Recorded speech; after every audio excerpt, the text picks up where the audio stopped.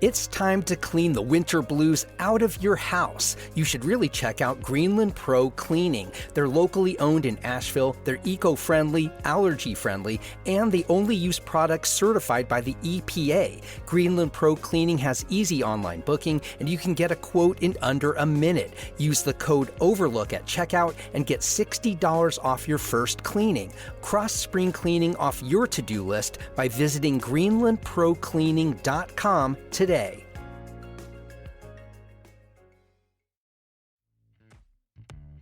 You can't just have a TV and stereo anymore. Now they're part of fully automated, energy-efficient smart homes. The good news, if you live in or around Asheville, Robbie Matrani of REM Audio and Video has you covered. REM offers an array of sound, video, lighting, security, and network services, all controllable at your fingertips from anywhere. REM is a registered dealer for all the major brands and can customize a plan for any budget. Get a free quote by reaching out at remaudiovideo.com. I am a maker, a builder, a baker, although sometimes my messes are all that you'll find. I'll tell a story, both true and allegory. Oh, the process is precious, so it takes up all my time. Asheville is very much a music town, not just for musicians, but also for fans, as evidenced by the 6 record stores dotting the city. The vinyl revival in recorded music is still a thing, and for fans with active turntables, Record Store Day is the year's biggest block party. It is the biggest sales day. It's also the most expensive day. Yeah. It's a little bit of a necessary evil. It's a little bit of a slog, if I'm being totally honest. Ordering 300 or 400 different titles, it's just so much work. But people are really excited about it, and sometimes that's the only time they come in our store all year, and that's cool too.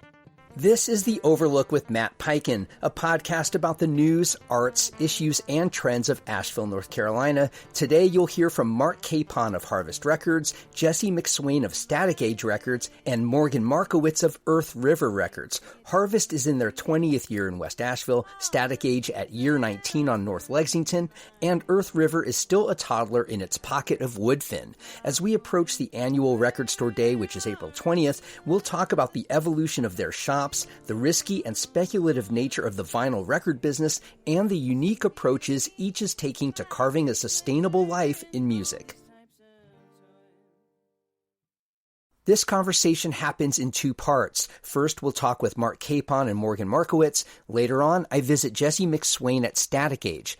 Capon and his college buddy Matt Schnabel moved from Virginia 20 years ago to stake their futures in a little shop on Haywood Avenue in West Asheville. I began by asking him about the climate here for record stores when they first opened Harvest Records. Neither of us had worked in a record store. We were big music fans. We collected CDs and records, of course. The main thing that brought us together was via the college radio station where we went to college. We were able to also promote shows, and I think that's what we really thrived doing and what brought us together. And then I think we just were able to parlay that into opening a record store. We definitely didn't know what we were doing when we opened the store. We didn't know about retail. We had a couple of people that kind of gave us advice on who to order from and blah, blah, blah. But we were very green when we opened. Were there any record stores in Asheville at that time? And if so, did you even worry about, oh, there's already record stores here. How are we going to make our mark? That's a good question. So right when we opened, there were a ton, but they were all kind of closing. Just a great sign for starting a record right, store. Yeah. I know, like my parents rolled their eyes. I think everyone was like, oh, that's what you want to do. Okay. But yeah, there was like, I think there was 9 or 10 official stores at the time we opened. That's crazy for a town of this size. It was crazy, but then so many of them some were smaller and so many of them just closed. They just couldn't deal with the industry climate at the time.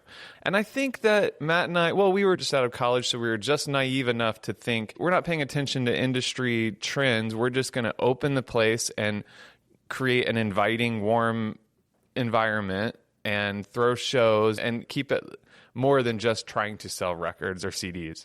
And so that was our goal. So you stepped in with that. Obviously now you're not throwing shows really. Right. Once in a while you'll have somebody come into the store and do something. But when did that shift for Harvest Records? We became show promoters essentially right off the bat. And we did that for about 10 years. We were pretty active booking concerts, just like we did in college, dealing with booking agents and dealing with band managers and record labels. And the whole goal was like, okay, we're going to bring Sharon Jones to play our 2-year anniversary at the Grey Eagle, but we're putting Harvest Records Presents on it. We booked hundreds of shows, I think. And then it's worked out perfectly where the Grey Eagle and the Peel had been going for so long, and then the Mothlight came in 2013, and that's about when we were getting burned out on booking and promoting shows because the record store already takes up so much time. And the record store at that point, was it doing well?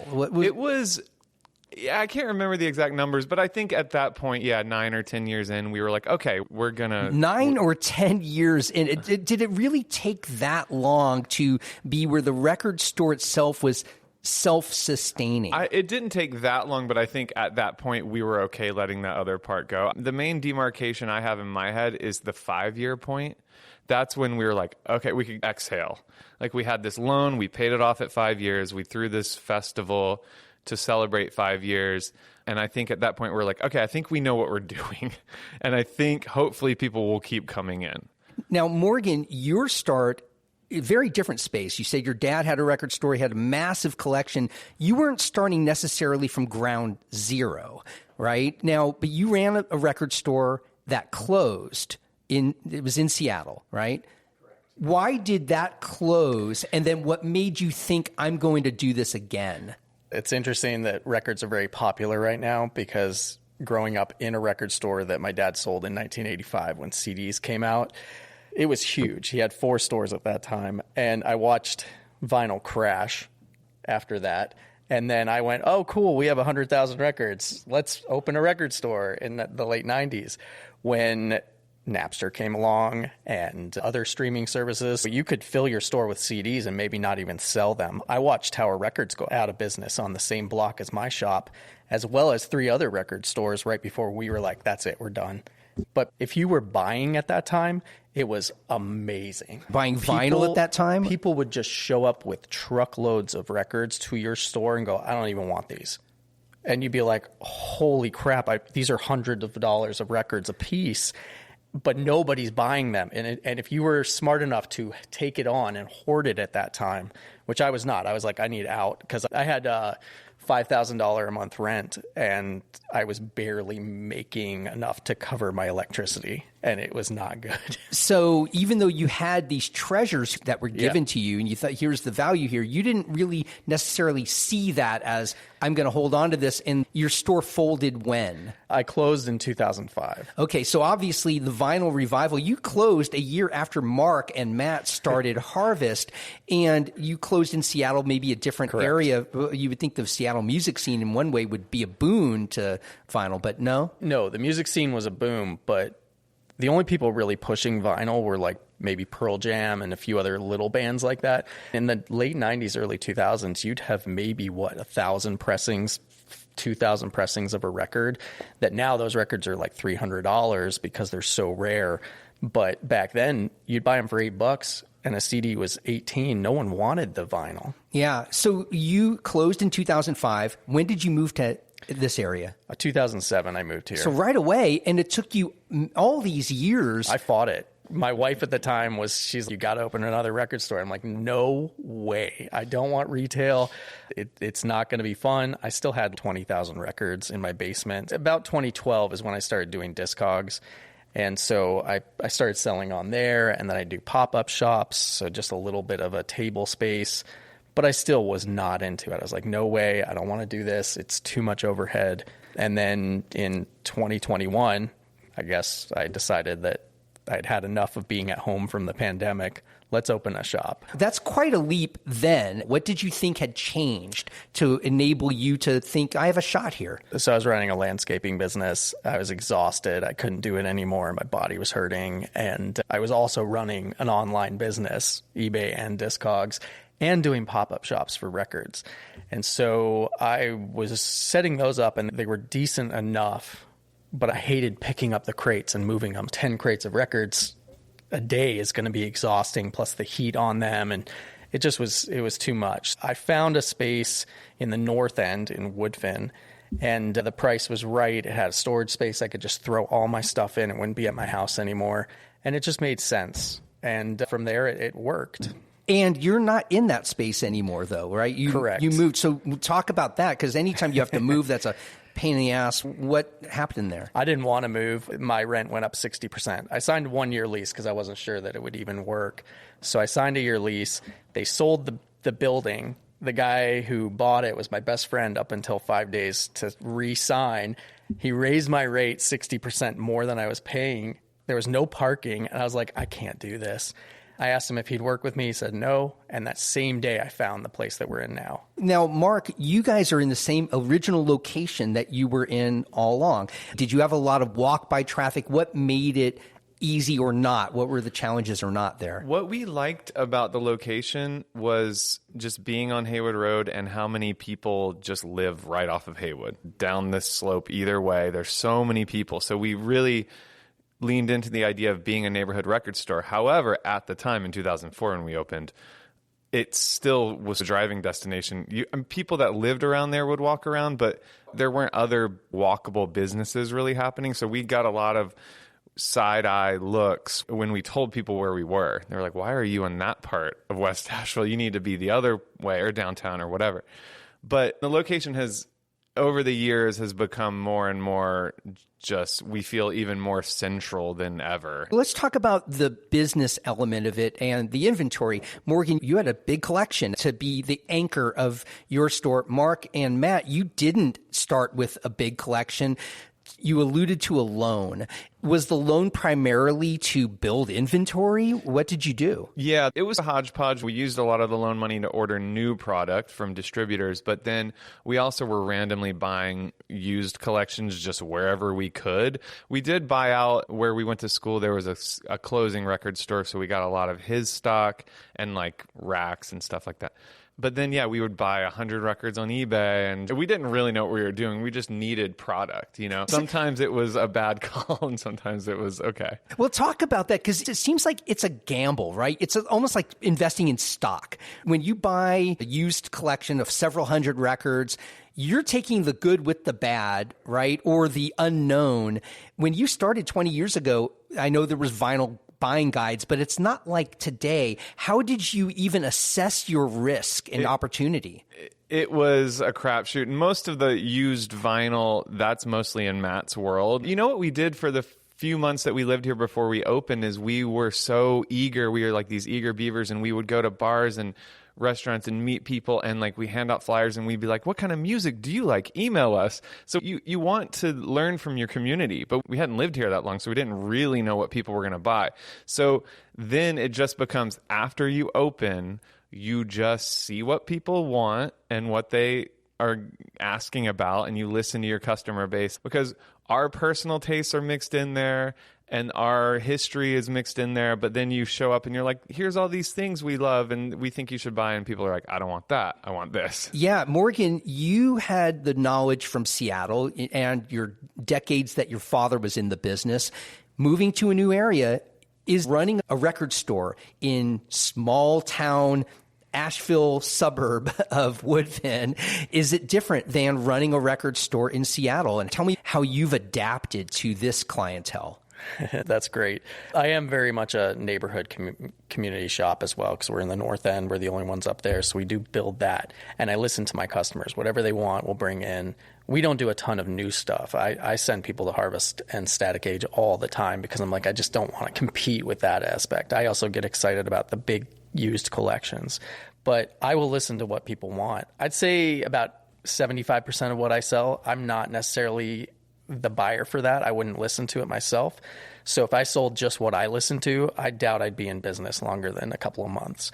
But I listen to what people want. I know what's good music based on history and timelines and stuff. And we sell a ton of country and bluegrass stuff that in Seattle that wouldn't have sold back in the 90s. Or today, even in Seattle, necessarily. Yeah, but here I'll have bands come through that are bluegrass bands, and they'll just go through the bluegrass section and pull out tons of stuff and take it with them, and they're excited for that. But now with both new and used, it's really a speculative market, right? At least with Discogs, you can see with the used market what's happening here with these records. With new, you don't really know. Tell me about some bets you made early in new retail that you aren't making today. How has your mindset, your judgment evolved in these 20 years with new vinyl? I can't think right now of being stung too hard on a bad bet that we made. But one thing that people probably don't realize, unlike a lot of other retail, is new vinyl is mostly not returnable. Yeah, I learned that from you guys. I find that stunning. Why is that the case?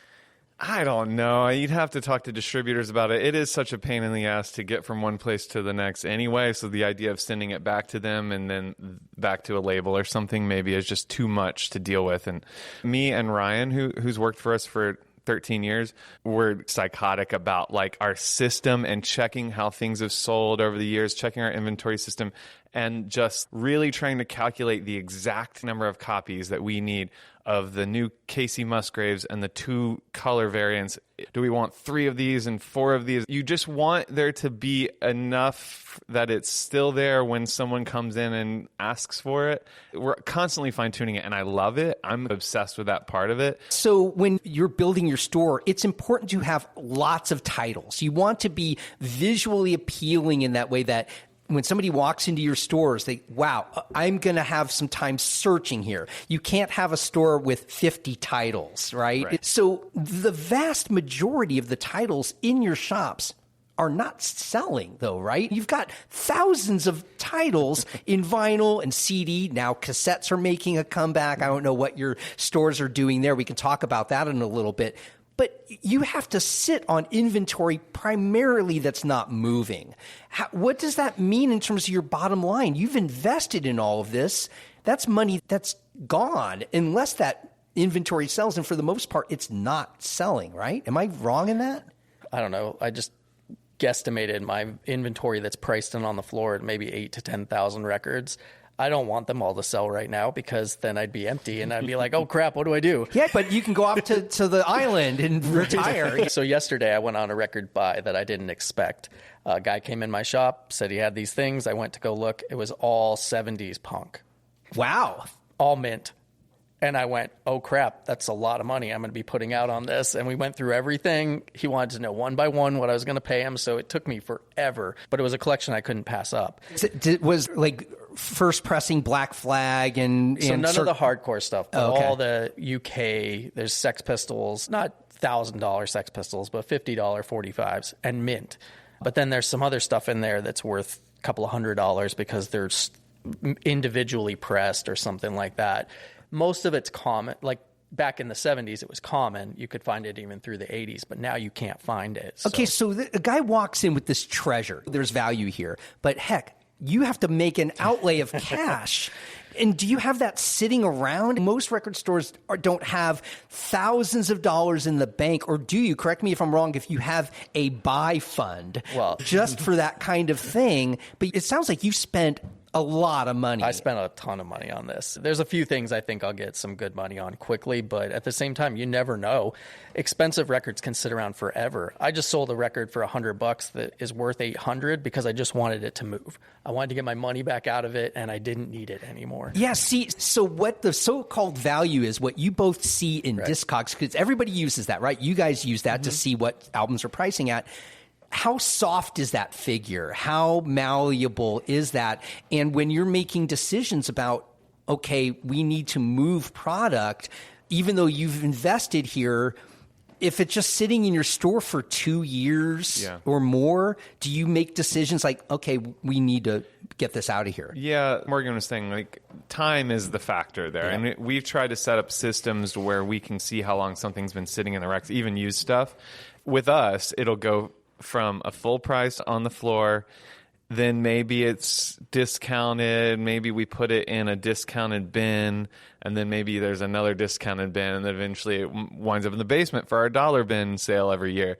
That's really what it's about, is time. And I think, like, going off something you were saying a minute ago, our main goal on the retail level is we want people to come in and see stuff they don't normally see, and then they leave, come back the next day or 2 days later, and they find stuff they didn't find the last time. That's the goal, is to keep it interesting, keep it fresh. So yeah, you're constantly doing stuff like that. But sometimes, yeah, you've spent $30 on a record that you thought you could sell for $75 or $100, and then you eventually, maybe you sell it for $30 or less. I don't know. That happens, but that's just how it goes. But other records you might accidentally have paid $1 for, and it's worth $250. That just happens too. Let's talk about Record Store Day. Primarily, Record Store Day is about new vinyl or reissued vinyl. It's not used records. Morgan, is Earth River participating in Record Store Day in a material way? Like, are you getting in a bunch of new vinyl for this? We are a record store, so we'll be open. This year, we're not going to participate. We're going to send everyone to Harvest or Static. Yeah, 100%. I've been doing that nonstop. Nope, we're not carrying it. Go to them. Come to us later. We'll have a Are you serious? So you're not getting any new vinyl? Well, actually, so here's the thing. I haven't signed up with them, and you have to be a pledged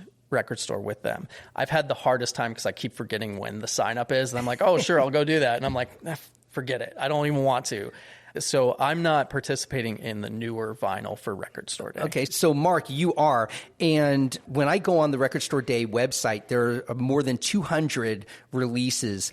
Do you put in for, I want these specific releases, or do you just say, we're in, and you get whatever they send you? Oh, no, you put in your numbers, and sometimes you get what you asked for, and oftentimes, because they're limited, you'll get an allocation. So you might order 10 of something and get 5 or something like that, if it's in high demand.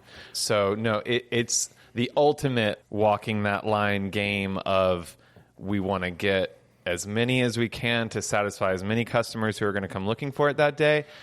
And yet we also don't want to get so many that then there's 9 of them left in the bin at the end of the day, and then we try to sell them on Discogs, and the value is plummeting by the minute because everyone's trying to sell theirs. It's almost like gamble. It's almost like a stock. You see it plummeting by the minute. It truly is. In fact, last year, right after the next morning, we, as part of the pledge, like Morgan was talking about, like you can't sell online. You're not allowed to sell online. If they catch you doing that, then you can't participate. You can't sell online until the next morning. So Matt came in early with what we hadn't sold on Sunday morning last year and was like, all right, I'm going to Discogs as much of this as I can to just try to get whatever value you can. And he's literally like in real time watching these things like get posted and drop. It's brutal. Wow. So one of the things that you can see on the Record Store Day is the number of copies that they're printing. It might be 1,500 for one release. There's a metal band that's releasing 200 copies of this one. And I'm wondering, are you even getting that? Like, there's a band called Forbidden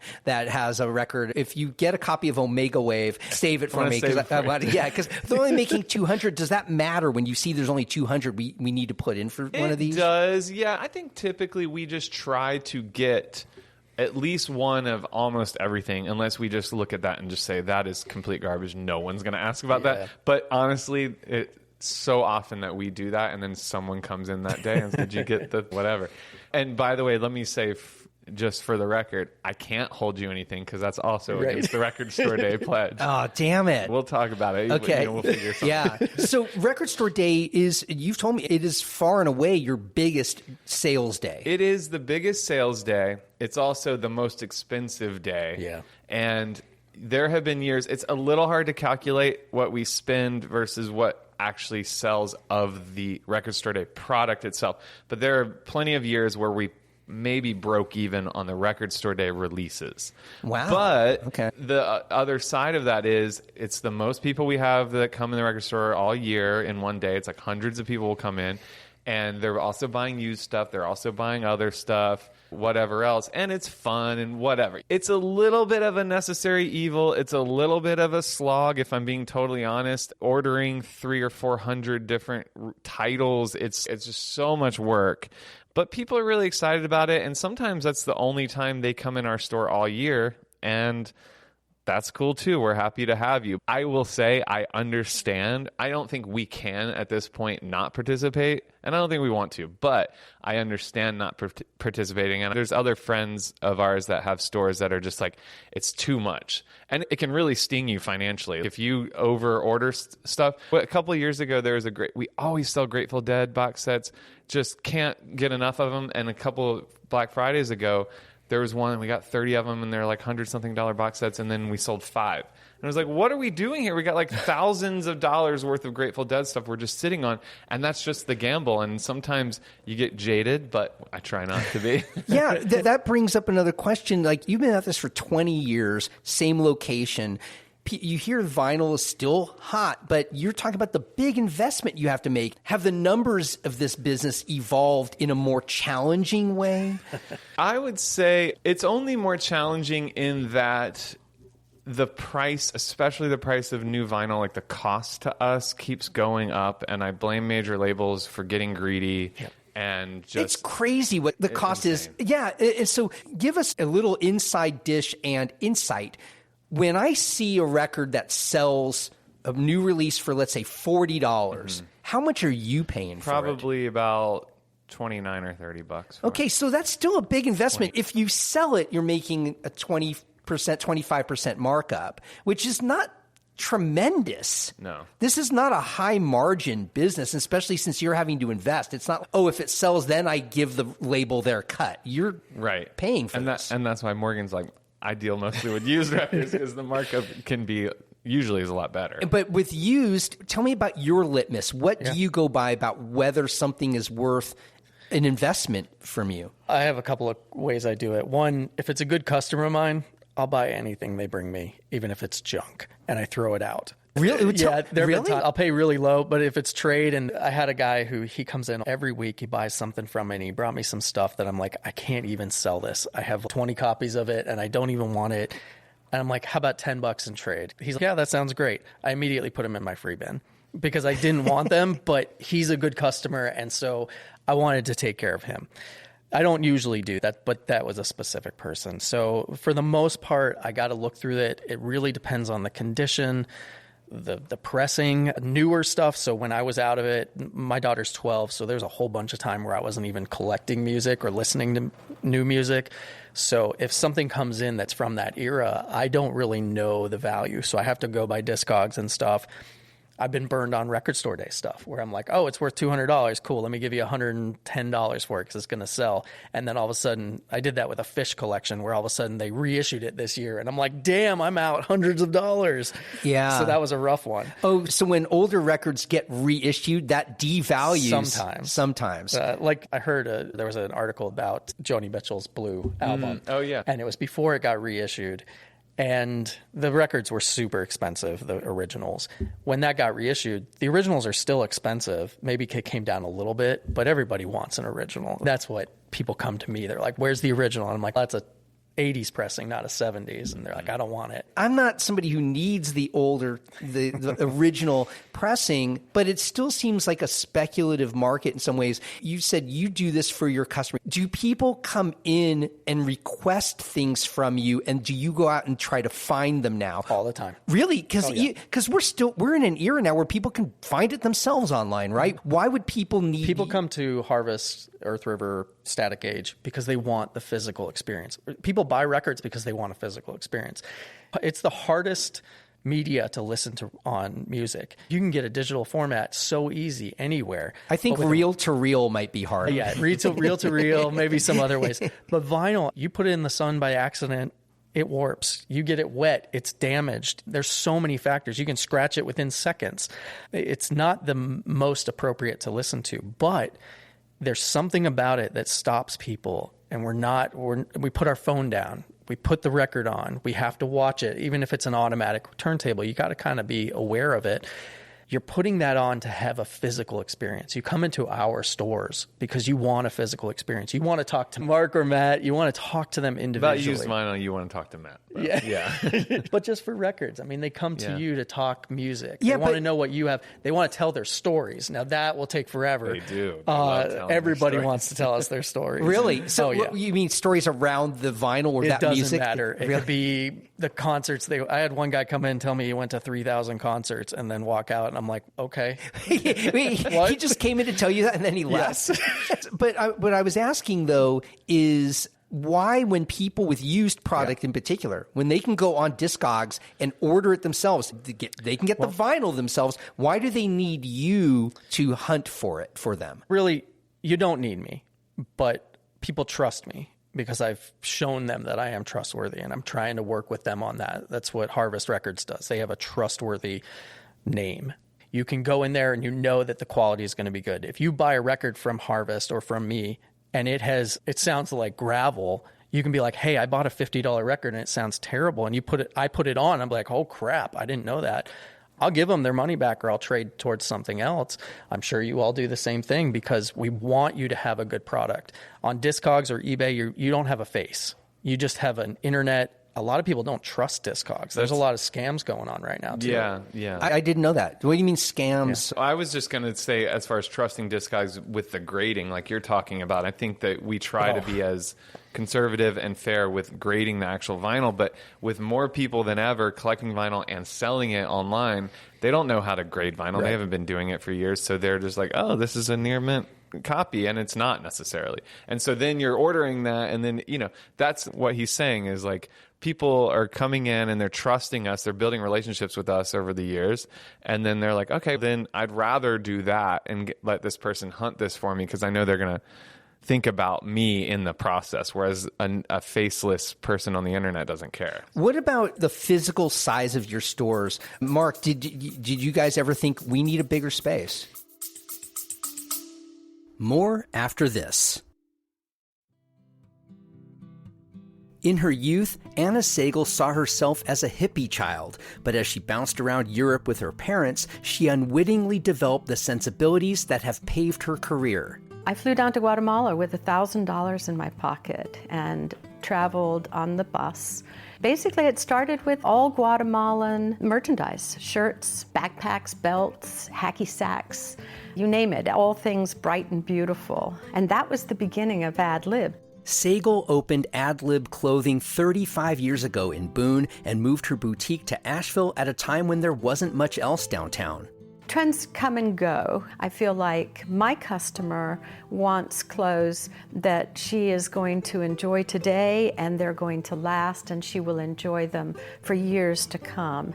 Drop into Ad Lib Clothing on Haywood Street, celebrate the shop's anniversary all through April, and find out why Anna Sagel isn't slowing down, even after 35 years. It still amazes me that Ad Lib has become my life and that it has brought so much joy to so many women, and ad-libbing it has worked for me.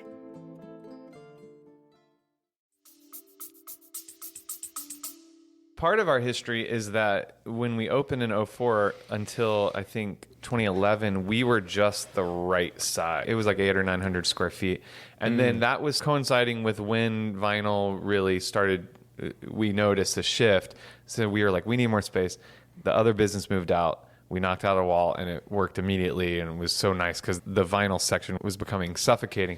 It's funny, Matt and I always have this tension, and I think Morgan can relate to this as used vinyl people.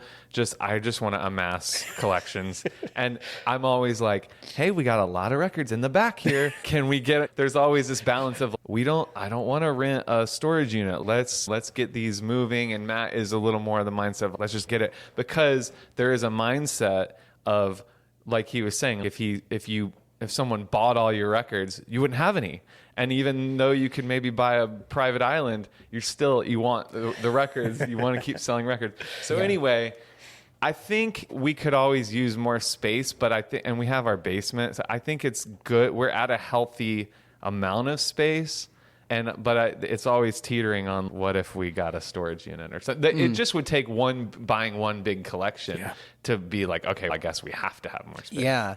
What has social media meant for your businesses? I know Harvest, I think you started during the pandemic, and maybe you can correct me, Mark, on this, but on video, you would thumb through the used product that came in that week just to give people a sense of what's there. How important has that been to your used business? That was like a game changer, and it was in the pandemic only, or started then. And just like it was in a moment, obviously, where people weren't coming in the store, so I think it was scratching that itch for so many people. Oh, I can see this on my feed, and I was just like, it's as if they're flipping. And then we still do that every week. We still do it. We just limit it to 2 videos, 40 records every week. But even though you get a lot more in. Yeah, exactly. Matt's pricing all the time, and there might be hundreds that have gone into the bins over the course of the week because, I mean, we got customers from that never came in the store really and still don't. They'll just come pick up the records that they bought, or maybe we'll even deliver it, which we were doing then. Really? Anyway, yeah, so I think to answer your question,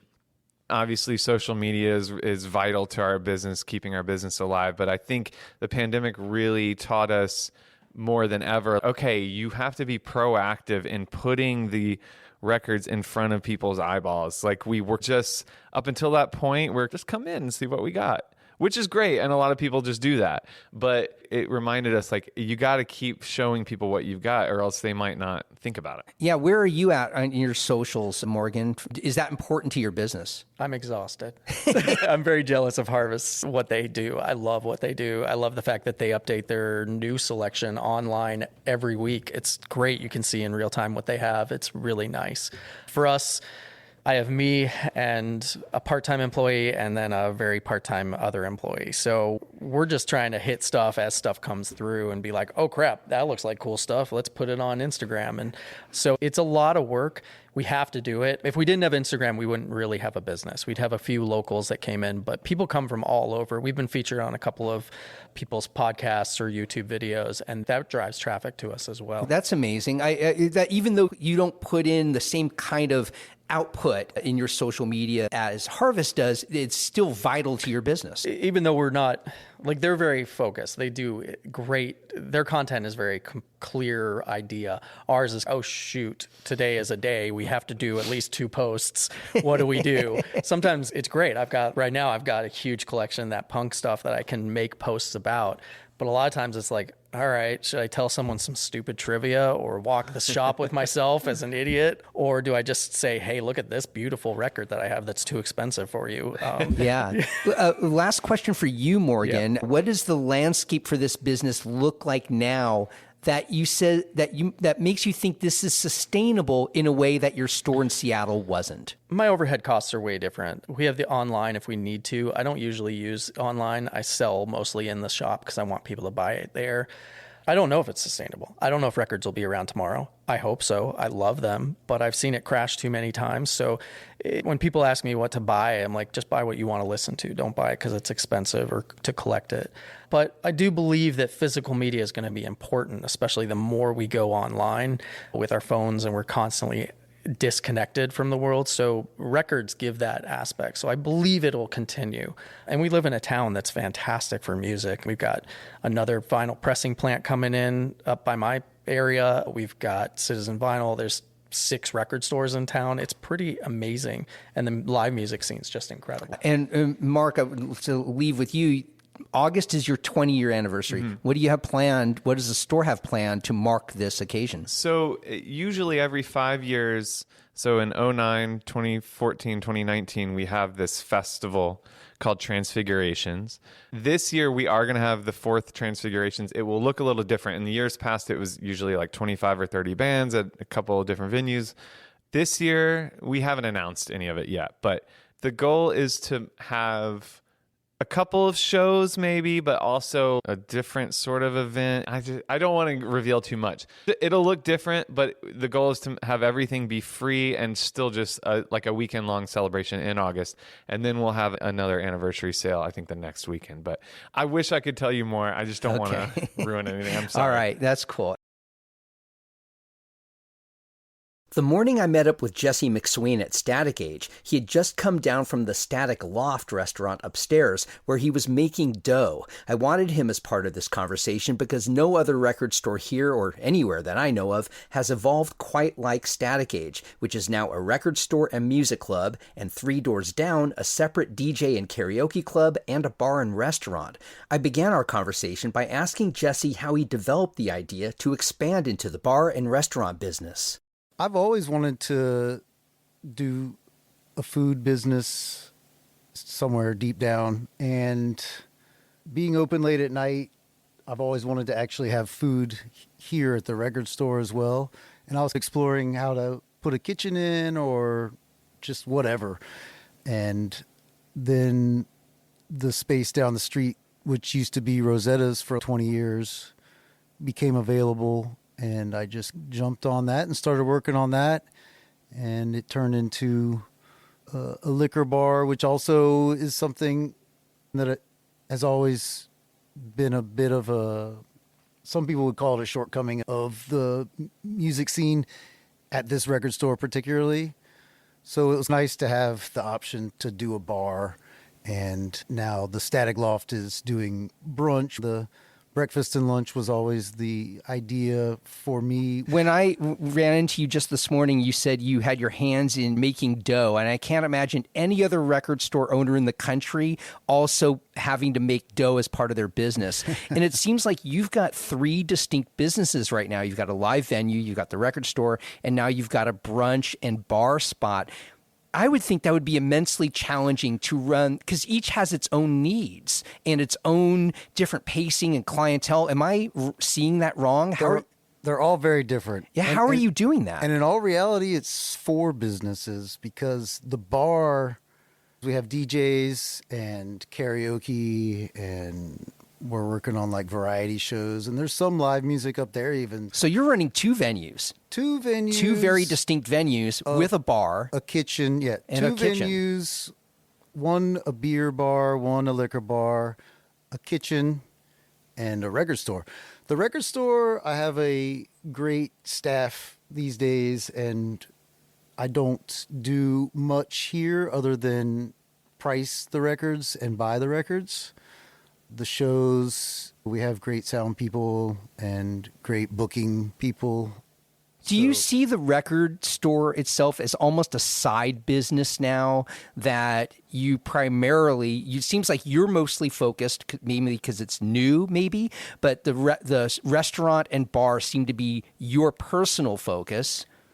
Right now, I'm pretty focused on them. I also come in here almost every day and either buy records from people that are bringing them, because we're always buying used records, and I price records several times a week, and I still come to almost every show here just because I like all the bands that we book here. So yeah, I think I'm just spread a little thin, maybe, is the thing. Yeah, so has this expanded in ways you would have never envisioned 14 years ago when you stepped in as an experiment? It's expanded the way I would like to see it. You know, I always wanted to do a venue that was comfortable and accessible, but also like relatively, because we have a pro sound, it sounds very good in here. Literally, this business, Static Age Records, has changed every 2 years. I changed the floor plan and was constantly working on the PA system and the record selection. It's really changed probably every 2 years since I've been doing it, and now I feel like it might be good. Tell me about the aesthetic now. What are you looking for and going for now with the general vibe of the record store itself that maybe you weren't 3-4 years ago? It's just full. I have so many records in storage, and I just am constantly trying to figure out how to put more records in here. And during shows, we have to wheel like 4 record racks into the back room, which works pretty well. there's no more room to wheel them away, so I can't put more full record racks in here. Right. So Well, that's my challenge right now.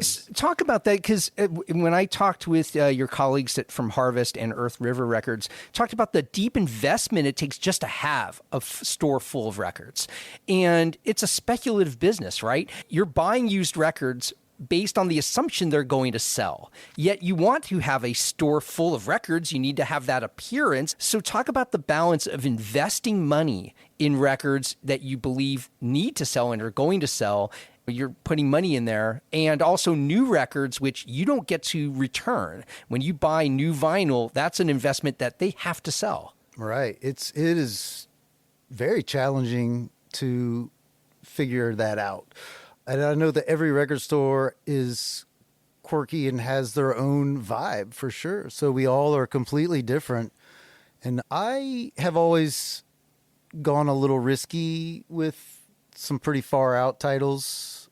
And I think we might be known for that now, that it's a little bit more obscure, newer stuff, newer titles. But also, if that's the reputation, I'm perfectly happy with that. And yeah, hopefully someday I'm not just stuck with a big pile of records that no one wants.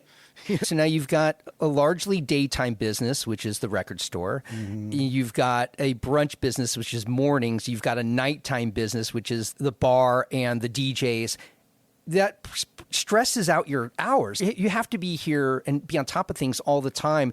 Is there a synthesis between these businesses? There is. We've been trying to decide how much we want them to be. Even the name, we've been trying to decide how much we want them to be linked together. But it's nice that they are on the same block, because I'm constantly running back and forth. Yeah.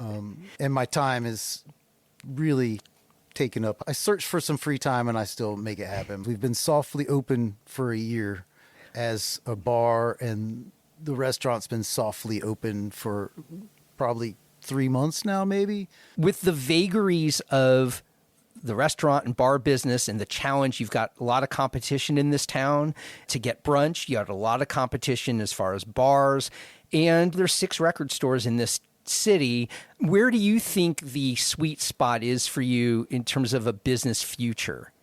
Yeah, it's a diverse, complex business. Between all of it, it's like I'm hoping between all of it, it makes sense. And as long as none of them are falling short in their lane or whatever, the record selection needs to be good and well curated, which I think it still is. And the live music, I think, is very well curated. And I love our new menu, and I love our bar menu, and just the vibe of both places. I'm hoping that I have gotten it right, and people love working at them, and people love coming to them, and I can go take a walk in the woods or something. I don't know. Right. But I think I'll always be here pricing records and looking at live music. I still really enjoy the record business. I still really enjoy the live music business. And I really enjoy being in the kitchen at the new place. And I still love Asheville, and I still love Lexington Avenue, and I'm still looking to push it all into the future. And I love all the people that I've surrounded myself with as far as this community.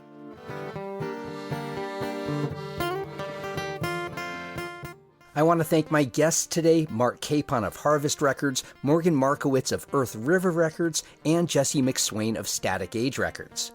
If you value the Overlook's place in Asheville's media landscape, please consider joining dozens of others who are supporting the show through my Patreon crowdfunding page. Become a member for as little as $5 a month. Visit patreon.com/The Overlook Podcast. Our First Look newsletter gives you just a handful of daily headlines from around the local media landscape to get you on your morning. We also have a weekly newsletter devoted to all things The Overlook that hits you every Friday. Both are free and available at podavl.com/newsletter. The theme song for The Overlook, Maker's Song, comes to us courtesy of the Asheville duo The Resonant Rogues. The Overlook is a production of Podcast Asheville. New episodes come out every Monday, Wednesday, and Friday wherever you get your podcasts. You can find us on any social media channel at AVL Overlook. And I'll see you on the next episode of The Overlook with Matt Peiken.